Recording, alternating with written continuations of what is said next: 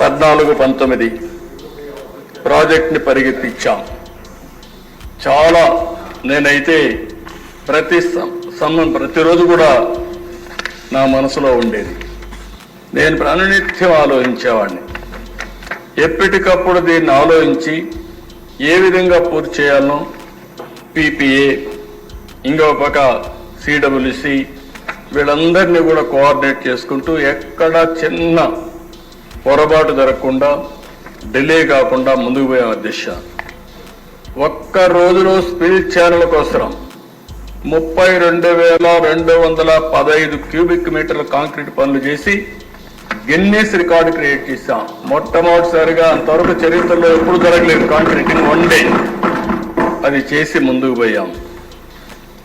ఇంకొక పక్కన దేశం ఎక్కడికక్కడ హెడ్ వర్క్ పనులు చేస్తున్నాయి. ఎగువన దిగువన కాఫర్ డ్యాంలు పనులు ప్రారంభించాం. ప్రాజెక్టులో కీలకమైంది డయాఫామ్ వాల్. ఆనాటి ఇరిగేషన్ శాఖ మంత్రులు పాపం నేను ఆ పేరు చెప్పడం నాకు ఇష్టం లేదు కానీ డయాఫామ్ వాల్ ఎక్కడుందో కనపడలేదు అంటున్నాడు. అంటే అన్ని ప్రాజెక్టులు డయాఫామ్ వాల్ ఉంటుంది అంటాడు.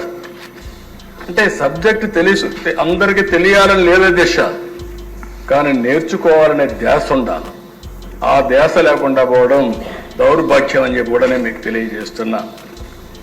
ఎందుకంటే గోదావరిలో లూజ్ సాయిల్స్ ఉన్నాయి. ఆ లూజ్ సాయిల్స్ లో ఈ కాంక్రీట్ తో డయాఫామ్ వాల్ స్పెషల్ టెక్నాలజీది. అది రాకపోతే నీళ్లు కింద మొత్తం వెళ్ళిపోయే పరిస్థితి వస్తుంది. అందుకని అది కూడా మీరు చూస్తే 2 కిలోమీటర్ల పొడవు 100 మీటర్ల లోతులో కొన్ని దిక్కల డయాఫామ్ వాల్ వెళ్ళింది. ఆ సాయిల్ని బట్టి ఇది జర్మన్ కంపెనీ బావర్ ఒకటే చేయగలుగుతుంది. ప్రపంచంలో 2-3 కంపెనీలు తప్ప ఎక్కడా లేవు.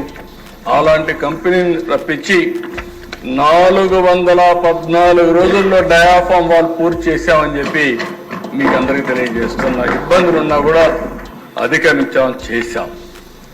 ఇవన్నీ చేసే దిశ స్పిల్వే గేట్స్ అన్ని డిజైన్లు సిద్ధం చేయడం, గేట్లన్నీ ఎక్కడిక్కడ ఎరెక్ట్ చేయడం, ఇవన్నీ కూడా ఎప్పటికప్పుడు పీపీఏ కానీ అదే మరి సిడబ్ల్యూసీ కానీ వాళ్ళందరూ అనుమతులు తీసుకొని ముందుకు పోయే పరిస్థితికి వచ్చాం. నితిన్ గడ్కరీని తీసుకొచ్చాం. నేను అబ్రాడ్ పోతాను నాగ్పూర్కి వెళ్ళాను. అదే దేశగా పనిచేశాం. ఒక పద్ధతి ప్రకారం పనిచేశాం. దీనివల్ల మీరు ఆలోచిస్తే అధ్యక్ష గేట్లు పెట్టగలిగాం, స్పిల్వే చేశాం, స్పిల్ ఛానల్ పనులు పూర్తి చేశాం. అన్ని కూడా సమర్థవంతంగా చేసుకుంటూ ముందుకు పోయి 72% పనులు పూర్తి చేశాం.